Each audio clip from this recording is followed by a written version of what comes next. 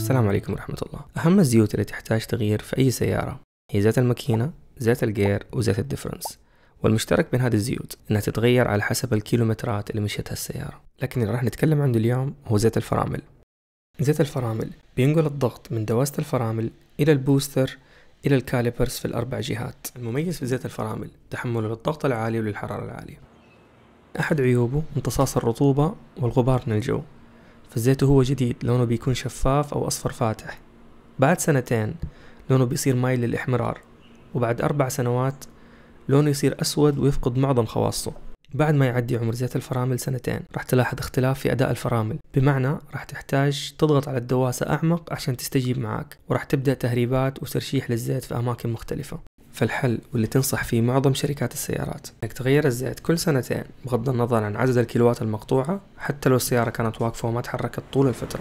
تغيير زيت الفرامل عملية بسيطة جدا وما تحتاج منك أي خبرة أو أي أدوات خاصة. كل اللي عليك تتبع الخطوات الجاية، وبإذن الله حتقدر تغير زيت الفرامل لسيارتك بنفسك عند البيت. التغيير حيكون على مرحلتين. الأولى حنغير فيها زيت الفرامل من العلبة الرئيسية، وبعدين حنصفي الزيت من الليات اللي رايحة للكاليبرز في كل جهة كفر، وراح نبدأ من الكفر الأبعد عن علبة الفرامل ثم الأقرب، بمعنى حنبدأ بالكفر الخلفي اليمين ثم الخلفي اليسار، بعدين الأمامي اليمين، وأخيرا الأمام اليسار اللي هي في أقرب جهة لعلبة الفرامل. السيارة اللي حنغير فيها الزيت هي لكسس جي اس موديل 2014، لكن طريقة التغيير هي نفسها لمعظم السيارات. هنا معظم الأدوات اللي راح نستخدمها في تغيير الزيت راح نتكلم عنها بالتفصيل الآن. أول شيء حنستخدم العتلة أو الرافعة تبعت السيارة اللي جاية مع سيارتي، عتلة ميكانيكية بسيطة ولكن حتأدي الغرض.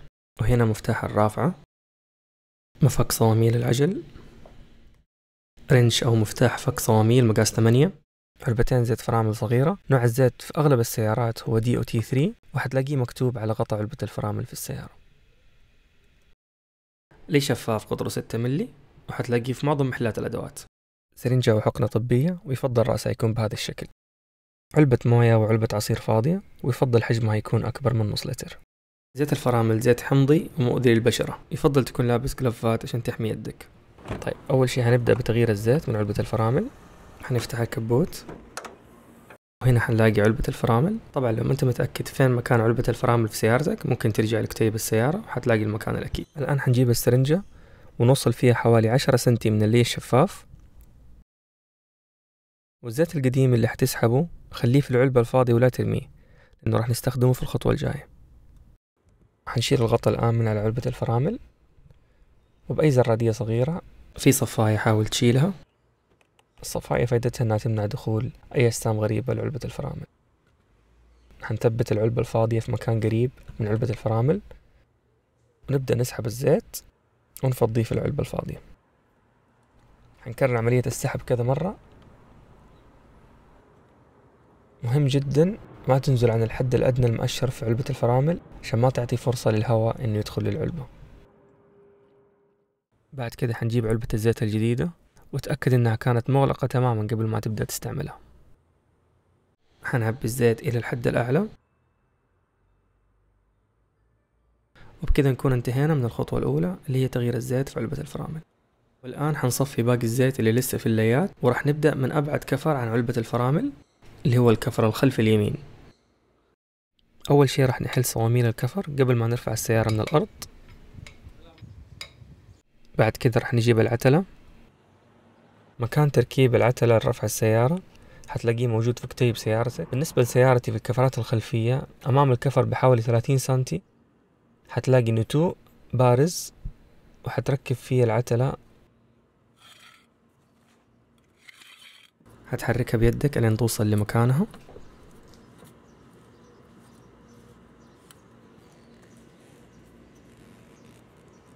بعد كده حنجيب مفتاح الرافعة وحنرفع السيارة إلى ما يبعد الكفر عن الأرض حوالي 5 سنتي.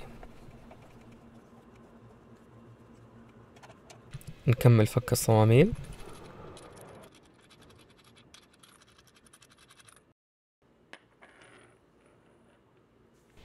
وتحسب اللي أي خلل في الرافعة لا قدر الله، خلي الكفر تحت السيارة. قبل ما نكمل حنجيب العلبة اللي عبينا فيها الزيت القديم، حتفك الغطاء وحتعمل فيه فتحتين، فتحة كبيرة وفتحة صغيرة. الفتحة الكبيرة حنركب فيها حوالي نص متر من اللي الشفاف، والفتحة الصغيرة حتكون تهوية لأنه حيتجمع ضغط جوة العلبة. وحندف اللي إلى آخر العلبة إلى ما يبدأ يلتف داخل العلبة، ومهم جدا إنه يلتف داخل العلبة عشان ما نعطي فرصة للهواء إنه يرجع لليات الفرامل. الآن نرجع لحيز الكفر. هذا الهوب اللي بيدور مع الكفر، وهذا الكاليبر اللي فيها الأقمشة وفحمات الفرامل. وهنا زي ما بنشوف هذا اللي تبع الفرامل اللي جاي من العلبة الرئيسية بيركب في الكاليبر. ما بين لي الفرامل والكاليبر حتلاقي البلف أو المنسم، وحيكون مغطى بغطا. لما نشيل الغطا هذا حيكون شكل البلف. يفضل تجيب كرتون أو شيء مرتفع بحيث نحط عليها العلبة اللي حنسحب فيها الزيت لجل تكون أعلى من مستوى البلف. الآن حنركب طرف اللي على رأس البلف، وبالرنش أو المفتاح 8 حنحرك البلف حوالي ربع لفة عكس اتجاه عقارب الساعة. وزي ما تلاحظ الآن الزيت بدأ يرتفع ويدخل العلبة.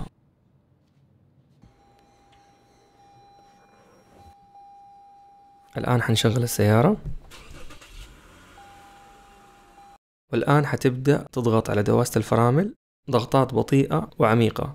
وزي ما نلاحظ الزيت بدأ يدخل للعلبة، وبسبب انه اللي الشفاف داخل الى اخر العلبة لما ترفع رجلك عن الفرامل ما في اي هواء بيرجع ويدخل للبلف. حنستمر في الضغط من 10 الى 15 ضغطة. ومهم جدا كل 10 الى 15 ضغطة انك ترجع لعلبة الفرامل الرئيسية وتتأكد ان مستوى الزيت ما نزل عن الحد الادنى عشان ما يدخل هواء لعلبة الفرامل، وراح تضطر وقتها تعيد الخطوات من اول وجديد. بعد ما زودنا زيت على علبة الفرامل حنقفل الغطاء، ونرجع نستمر في الضغط على دواسة الفرامل بنفس الطريقة إلى ما يتغير لون الزيت اللي خارج من البلف ويبدأ يصير لونه شفاف. وبكذا نكون انتهينا من تغيير كل الزيت اللي ماشي في الليات اللي واصلة لهذا الكاليبر. الآن كل اللي باقي نسويه عكس الخطوات الأولانية. حنشد على البلف في اتجاه عقارب الساعة، نشيل اللي الشفاف والعلبة، ولا تنسى ترجع غطا البلف. نسحب الكفر من تحت السيارة، حنرجعه لمكانه، نركب صواميل الكفر في مكانها.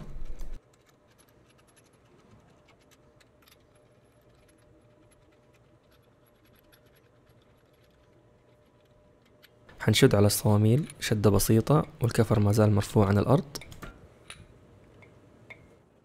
حننزل السيارة، وأخيرا حنكمل شد على الصواميل.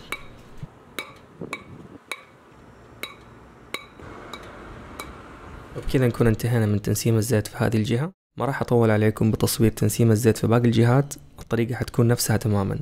بعد ما انتهينا من أبعد كاليبر عن علبة الفرامل راح نروح لثاني أبعد كاليبر اللي هو الخلف اليسار، بعدين الأمام اليمين، وأخيرا أقرب كاليبر لعلبة الفرامل اللي في جهة الكفر الأمام اليسار. بمجرد تغييرك للزيت حتلاحظ اختلاف كبير في أداء الفرامل وسرعة استجابتها. وهنا وصلنا لآخر المقطع. يا رب يكون الفيديو أفاد أحد حتى لو بمعلومة بسيطة.